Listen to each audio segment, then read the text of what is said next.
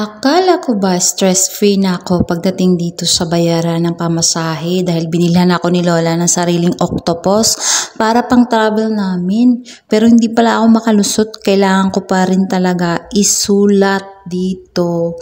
Gumawa ako ng papel, tapos kailangan naka-detailed anong petsa at magkano yung pamasahe at saan yun. Kaya ayan, sulat-sulat ulit ang Inday. Akala ko ba makales na ako ng iisipin na hindi na ako magsulat sa market book. Ganun pa rin. Kaya eto, nilagay ko lang itong papel na ito sa likod rin ng octopus card. Kaya ayan, nakailang pamasahe na rin ako dyan.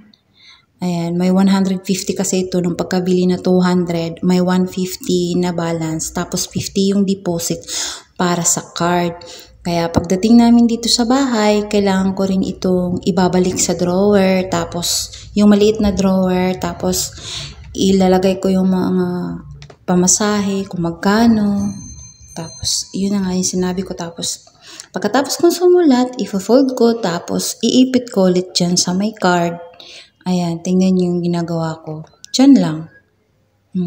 Exclusive lang talaga yan, pang gastos pamasahe. Kaya ayan, binalik ko na. Bye.